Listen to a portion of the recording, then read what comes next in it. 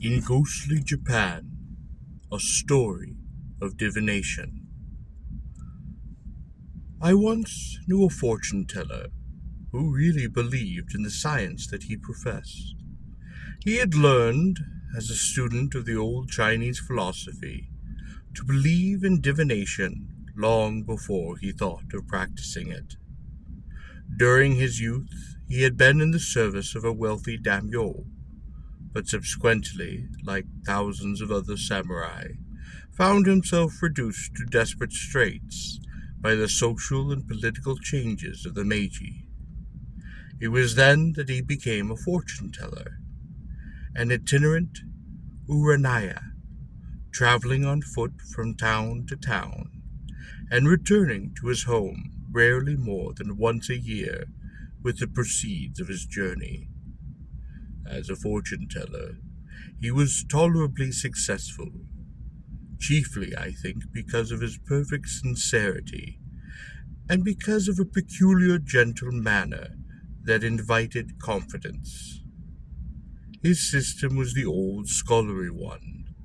He used the book known to English readers as the Yi King, also a set of ebony blocks which could be so arranged as to form any of the Chinese hexagrams.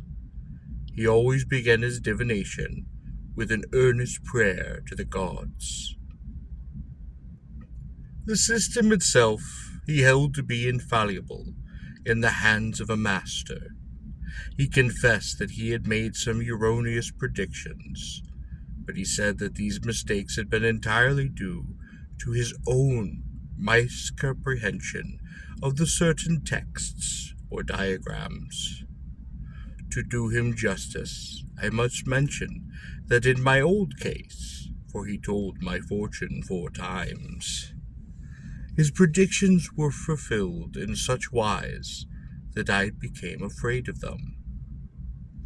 You may disbelieve in fortune telling, intellectually scorn it, but something of inherited superstitious tendency lurks within most of us, and a few strange experiences can so appeal to that inheritance as to induce the most unreasoning hope or fear of the good or bad luck promised you by some diviner.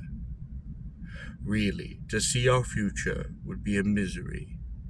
Imagine the result of knowing that there must happen to you, within the next 2 months, some terrible misfortune which you cannot possibly provide against. He was already an old man when I first saw him in Izumo, certainly more than 60 years of age, but he looked very much younger. Afterwards, I met him in Osaka, in Kyoto, and in Kobe. More than once I tried to persuade him to pass the colder months of the winter season under my own roof, for he possessed an extraordinary knowledge of traditions, and could have been of inestimable service to me in a literary way. But partially because the habit of wandering had become with him a second nature, and partly because of a love of independence as savage as any gypsy's, I was never able to keep him with me for more than 2 days at a time. Every year he used to come to Tokyo, usually in the later part of autumn. Then, for several weeks, he would flit about the city, from district to district, and vanish again. But during these fugitive trips, he never failed to visit me, bringing welcome news of Izumo people and places, bringing also some queer little present, generally of a religious kind, and some famous place of pilgrimage. On these occasions, I could get a few hours of chat with him. Sometimes the talk was of strange things, seen or heard during his recent journey. Sometimes it turned upon old legends or beliefs. Sometimes it was about fortune telling. The last time we met, he told me of an exact Chinese science of divination, which he regretted never having been able to learn. Anyone learned in that science, he said, would be able, for example, not only to tell you the exact time at which any post or beam of the house would yield to decay, but even to tell you the direction of the breaking and its results. I can best explain what I meant by relating a story.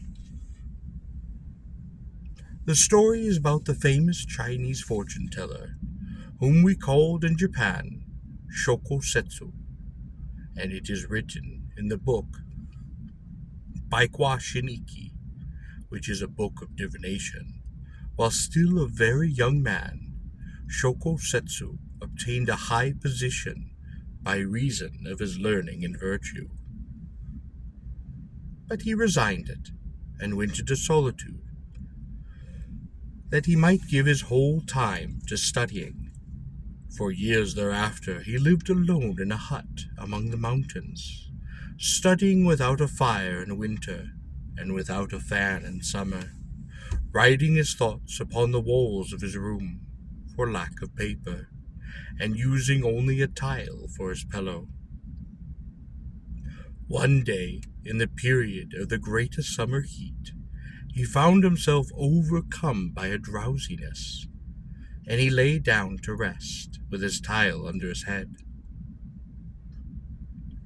Scarcely had he fallen asleep when a rat ran across his face and woke him with a start. Feeling angrily, he seized his tile and flung it upon the rat, but the rat escaped unhurt, and the tile was broken. Shokosetsu looked sorrowfully at the fragments of his pillow and reproached himself for his hastiness. Then suddenly he perceived, upon the freshly exposed clay of the broken tile, Chinese characters between the upper and the lower surfaces. Thinking this very strange, he picked up the pieces, and he carefully examined them. He found that along the line of the fractures, 17 characters had been written within the clay before the tile had been baked. The characters read this: "In the year of the hare, upon the 4th month, on the 17th day, at the hour of the serpent, this tile, after serving as a pillow, will be thrown upon a rat and be broken." Now the prediction had really been fulfilled. At the hour of the serpent, upon the 17th day of the 4th month of the year of the hare. Greatly astonished, Shokosetsu again looked upon the fragments, and discovered the seal and the name of the maker. At once he left his hut, and taking with him the pieces of the tile, hurried to the neighboring town in search of that tile maker. He found the tile maker in the course of the day, and showed him the broken tile, and asked him about its history. After having carefully examined the shards, the tile maker then said, "Yes, this tile was made in my house, but the characters in the clay were written by an old man, a fortune teller, who asked permission to write upon the tile before it was baked." "Do you know where he lives?" asked Shokosetsu. "Yes, he used to live," the tile maker answered, "not very far from here. I can show you the way to his house, but I do not know his name." Having been guided to the home, Shokosetsu presented himself to the entrance, and asked for permission to speak to the old man. A serving student courteously invited him to enter, and ushered him into an apartment where several young men were at study. As Shokosetsu took a seat, all the youths then saluted him. Then the one who had first addressed him bowed and said, "We are grieved to inform you that our master died a few days ago, but we have been waiting for you, because he predicted that you would come today to this house, and upon this hour. Your name is Shokosetsu, and our master told us to give you the book which he believed would be of service to you. Here is the book, and please accept it." Shokosetsu was not the least delighted than surprised, for the book was a manuscript of the rarest and most precious kind, containing the secrets of the science of divination. After having thanked the young men, and properly expressed his regret for the death of their teacher, he went back to his hut, and there immediately proceeded to test the worth of the book by consulting its pages in regarding to his own fortune. The book suggested to him that upon the south side of the dwelling, at a particular spot near one corner of the hut, great luck did await him. So he dug at the place indicated, and found a jar containing gold enough to make him a very wealthy man. My old acquaintance left this world, as lonesome as he had lived in it. Last winter, while crossing a mountain range, he was overtaken by a snowstorm and lost his way. Many days later, he was found standing erect upon the foot of a pine, with his little pack strapped to his shoulder, a statue of ice, arms folded, eyes closed as in meditation. Probably while waiting for the storm to pass, he had yielded to the drowsiness of cold, and the drift had risen over him as he slept. Hearing of this strange death, I remember the old Japanese saying, "Uanama minyo shiradu." The fortune teller knows not his own fate.